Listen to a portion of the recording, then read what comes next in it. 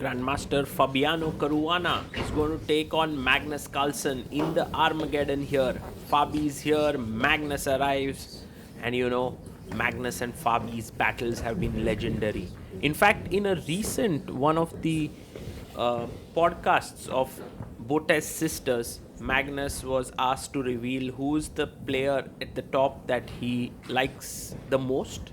And of course, these top players are not friendly with each other because they have to compete. But for Magnus, maybe if there was someone whom he felt close to, it was Fabiano Caruana. And now they are fighting against each other at the 5th round of Norway Chess. We have e4, e5, knight f3, knight to c6. Magnus just needs a draw. He has 7 minutes on the clock. Caruana has 10. Bishop comes to c5.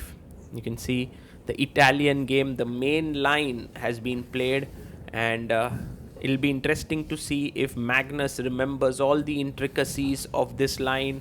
Has he prepped it? Will he go for something which is not particularly sharp? Let's see. d6, bishop g5, and there you see Fabi clearing his intentions. He's like, I'm going for the sharpest line. h6, bishop h4, and Magnus makes a luft for the bishop to go back. a4 played, trying to gain space on the queen side with b4 and so on. And now Magnus brings his bishop back to a7, still not deciding whether he would like to castle or not. He plays his queen to e7, and Caruana pushes his pawn to b4. At some point, Magnus... Ooh, knight d8. I was saying at some point he has to decide whether to castle or not, but he goes knight d8. Fabi castles, and maybe he wants to put his knight on e6. Interesting maneuver here by Magnus. Generally, we see knight e7 to knight g6 maneuvers. d4 by Fabi. Now, this is a big surprise for me because it's straight away losing a pawn here, right? But Magnus goes knight to f4. I think Magnus didn't want to get into this thing of taking the pawn. Rook e1 played by Fabi. And now bishop g4. White's position is interesting here. Wonder what Fabi will do next. He brings his knight to f1. Maybe to get to e3. But here, knight g6 attacking the bishop. The bishop comes back, putting additional pressure on e5. Bishop takes f3, hitting the queen here. And now pawn takes is a decent move.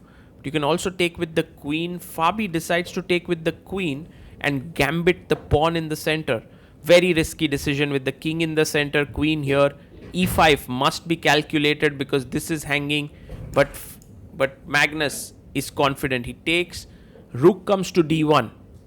And now very careful here. Magnus finds the best move, attacking the queen. The queen goes to b3. And the bishop drops back. If Fabi cannot prove, f4 would be lovely, but the pawn is pinned. He needs to get f4, e5. Knight e3 played. He's coming to f5 with his knight. And Magnus thinks it's the best to chop off that knight. Rook takes, and now just get the king out from the center. I believe he can even take the bishop. It's a tough call between the two. He goes knight h5. This is very ambitious, and now taking here would be great. If queen e5, there's bishop f7. If pawn takes, rook d3. If castles, rook d7. White is better, clearly better. So a big opportunity here for Fabi to take on e5. You see him calculating. Magnus has 4 minutes, and Fabi needs to take a call. He goes bishop e2 after a long thing, but it's a bad move. It allows Magnus to kind of stabilize the position. And finally, Carlsen castles here. f4 is played. Knight jumps back to d7. White definitely has compensation. That goes without saying. You have space. You have pieces on great squares. But Magnus's beautiful move here to get the c5 square for his knight. Queen c2. And suddenly you can see like black is stabilizing. He gets his rook to d8. He will put his pawn on b6. And then he'll try to figure it out. 27 moves done here. 13 more moves. Until then, the players don't get any increment. Then 1 second increment. c6. I'm very surprised by Magnus's decision to push this pawn instead of b6. He is trying to create play. He doesn't want the position to be locked in, which is why he plays this. But now these pawns are all a bit loose.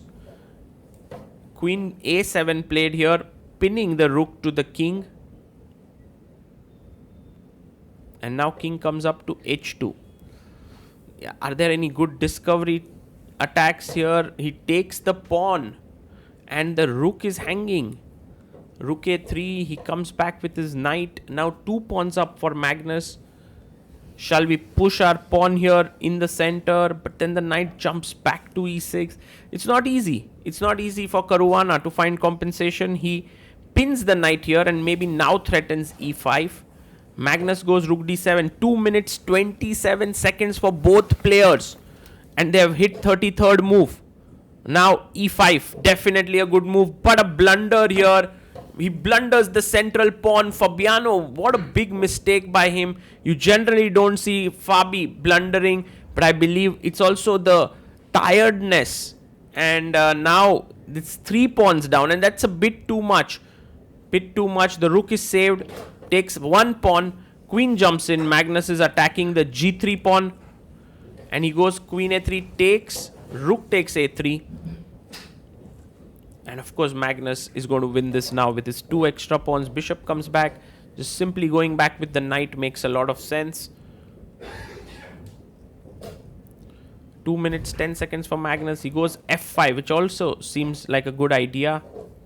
Maybe Fabi can get some play with g4. He goes rook a6, attacking the pawn here. Maybe pushing it to c5. Well, rook f6 played.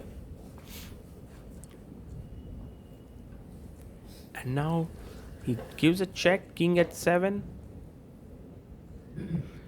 And Fabi is thinking in tricks now. He goes rook d8 with the idea of rook takes d5. The rook is hanging. The best move is rook f7, defending the rook. That should be completely fine. But will he play it? Magnus takes a piece. Rook d6 blunders. Blunders big time. You don't see Magnus blundering like this. Take, and bishop d5. He pushes his pawn to c5. Magnus, no expressions there. Maybe he just wanted to give up the pawn to clarify the situation. It's not a blunder. Got it. A draw is fine for Magnus. So he just simplified it. That's interesting actually. Bishop c2 and his advantage is back now. Magnus, I don't think is going to let this slide now. Rook d4. He just c3. He goes h5, stopping white from going g4 to destabilize the knight. c3 played here. And now with Magnus just winning, he looks at the screen to know how many moves have been done. 50 moves, so it's 1 second increment per move. And now he's coming from here. Also, the king is in trouble. If you give a check, it's almost mate. So rook a2, rook c1.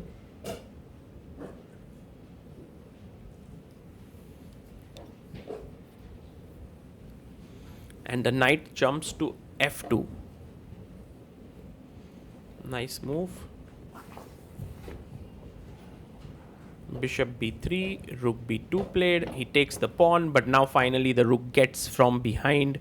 Here g4 check, and he resigns. King g3 is met with knight e4, and you lose the rook. Magnus Carlsen scores the win. He keeps his lead in this tournament. He had 8 points before this round, now 9.5.